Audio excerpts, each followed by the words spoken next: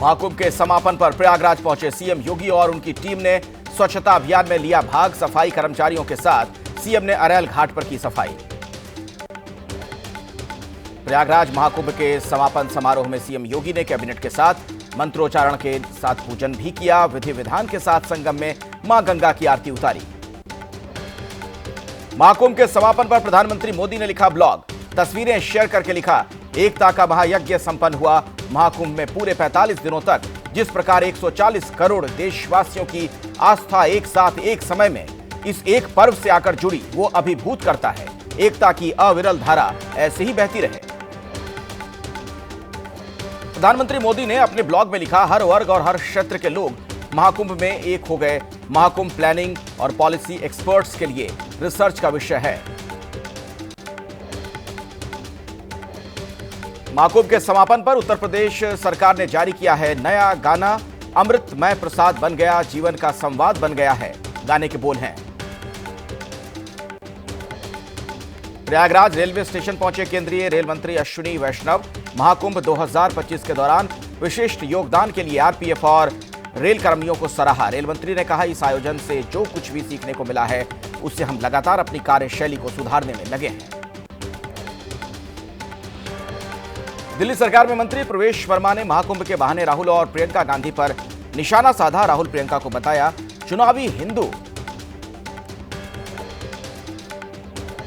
दिल्ली विधानसभा के बाहर आम आदमी पार्टी विधायकों ने किया जबरदस्त हंगामा। विधानसभा में एंट्री को लेकर अड़े आम आदमी पार्टी के विधायक आतिशी ने कहा, ऐसा दिल्ली में कभी नहीं हुआ।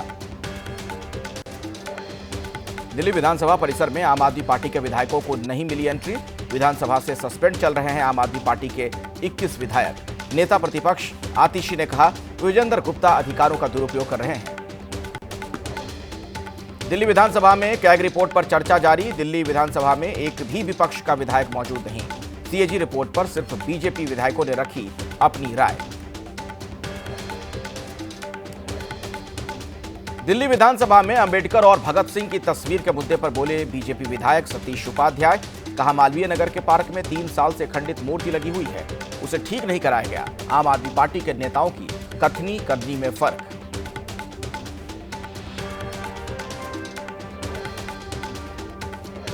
दिल्ली सरकार में मंत्री प्रवेश वर्मा ने डिफेंस कॉलोनी में अधूरे पड़े निर्माण कार्यों का निरीक्षण किया। अधिकारियों को जल्द से जल्द कामों को पूरा करने के निर्देश भी दिए। डिफेंस कॉलोनी में इंस्पेक्शन के बाद बोले पीडब्ल्यूडी मंत्री प्रवेश वर्मा। कहा, अगर कोई प्रोजेक्ट 100 करोड़ का पास होता है तो 100 करोड़ में ही बने। हमने लिस्ट बनाई है जिसमें 5 ऐसे फ्लाईओवर हैं जो एनओसी के कारण रुके हुए हैं, उनका फॉलोअप किया जाएगा। दिल्ली की सीएम रेखा गुप्ता के समर्थक पहुंचे उनके आवास। रेखा गुप्ता को भेंट करके दिल्ली की सीएम बनने पर बधाई दी। रोज सुबह बड़ी संख्या में रेखा गुप्ता के आवास पर लोग पहुंच रहे हैं। तेलंगाना में विधान परिषद की 3 सीट के लिए मतदान। शाम 4 बजे तक चलेगी वोटिंग। कांग्रेस बीजेपी ने उतारे प्रत्याशी, बीआरएस ने बनाई दूरी। हैदराबाद से फिल्म अभिनेता और वाईएसआरसीपी नेता पोसानी कृष्ण मुरली गिरफ्तार। कृष्ण मुरली पर आंध्र प्रदेश के सीएम चंद्रबाबू नायडू और डिप्टी सीएम पवन कल्याण पर अभद्र टिप्पणी करने का आरोप है।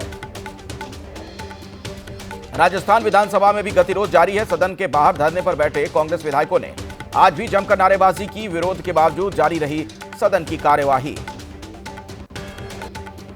न्यू इंडिया कोऑपरेटिव बैंक के खाता धारकों को मिली थोड़ी राहत। आरबीआई ने दी है खाते से 25,000 रुपए निकालने की इजाजत। पिछले दिनों घोटाले के चलते बैंक पर आरबीआई ने प्रतिबंध लगा दिया था।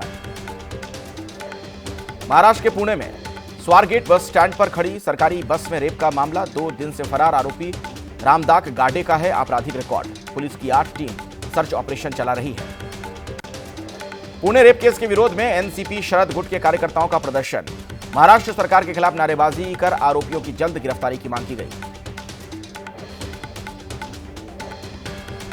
पुलिस उपायुक्त स्मार्तना पाटिल ने कहा, वारदात के बाद फलटन जाने वाली बस में सवार हो गई थी पीड़िता। दोस्त की सलाह पर दर्ज कराया गया केस। फिलहाल पीड़िता की हालत स्थिर है। महाराष्ट्र परिवहन निगम के सबसे बड़े बस जंक्शनों में से एक है पुणे का bus stand. Bus depot manager, traffic controller निलंबित, 23 सुरक्षा गार्ड्स भी सस्पेंड किए गए। शिवसेना उद्धव गुट के कार्यकर्ताओं ने पुणे में की है तोड़फोड़। पार्टी नेता वसंत मोरे ने कहा, अगर सुरक्षा केबिन के सामने होती है दरिंदगी तो किसी को भी वहां बैठने का अधिकार नहीं। एनसीपी शरद गुट की नेता सुप्रिया सुले का फडणवीस सरकार पर निशाना, कहा बस स्टैंड के पास है पुलिस चौकी लेकिन बदमाशों को कोई डर नहीं, गृह विभाग अपराध रोकने में फेल। महाराष्ट्र कांग्रेस अध्यक्ष हर्षवर्धन सपकाल का आरोप, राज्य में बढ़ी रेप की घटनाएं। लाडली बहन योजना को देती है सरकार बढ़ावा लेकिन लोगों के बुनियादी मुद्दे नजरअंदाज। सीबीएसई एग्जाम में पंजाबी को मुख्य विषय नहीं रखने पर मान सरकार को ऐतराज। पंजाब सरकार ने जारी किया नोटिफिकेशन, कहा पंजाब में बिना पंजाबी भाषा के किसी बोर्ड से भी नहीं समझा जाएगा 10वीं पास। पंजाब सरकार का आदेश नहीं मानने पर स्कूलों के खिलाफ कार्रवाई होगी। सभी बोर्ड्स के स्कूल में पंजाबी को मुख्य विषय के रूप में पहली से 10वीं कक्षा तक पढ़ाने का आदेश। पंजाबी भाषा पर शुरू हुए विवाद को लेकर सीबीएसई ने दी है सफाई, कहा सभी विषय पहले जैसे ही रहेंगे, पंजाबी भाषा की परीक्षा भी होगी। तमिलनाडु के मुख्यमंत्री एमके स्टालिन का केंद्र पर निशाना, शिक्षा का राजनीतिकरण और राज्य का पैसा रोकने का आरोप। परिसीमन मामले में 5 मार्च को बुलाई गई है सर्वदलीय बैठक। अमित शाह ने तमिलनाडु के सीएम एमके स्टालिन के आरोपों को किया खारिज, कहा गलत सूचना फैला रहे हैं स्टालिन, मुख्यमंत्री के सभी आरोप बेबुनियाद। केंद्रीय गृह मंत्री अमित शाह ने लगाया आरोप, तमिलनाडु में चरम पर राष्ट्र विरोधी गतिविधि, कहा डीएमके के सभी नेताओं के पास भ्रष्टाचार में मास्टर डिग्री। बीजेपी नेता किरण चौधरी का भूपेंद्र हुड्डा पर तीखा हमला, कहा जब तक कांग्रेस में है बाप बेटा पार्टी नहीं बढ़ सकती है आगे, ऐसे नेताओं की वजह से खत्म हो रही है कांग्रेस। गुजरात के सूरत में शिव शक्ति टेक्सटाइल मार्केट में लगी आग, आसमान में छाया काले धुएं का गुबार। मौके पर पहुंची फायर ब्रिगेड की गाड़ियों ने आग पर काबू पाया। श्रीलंका की जेल में बंद 27 भारतीय मछुआरों को किया गया रिहा। चेन्नई एयरपोर्ट पर श्रीलंका से सुरक्षित लौटे मछुआरे, बॉर्डर के नियमों का उल्लंघन करने पर हुई थी गिरफ्तारी।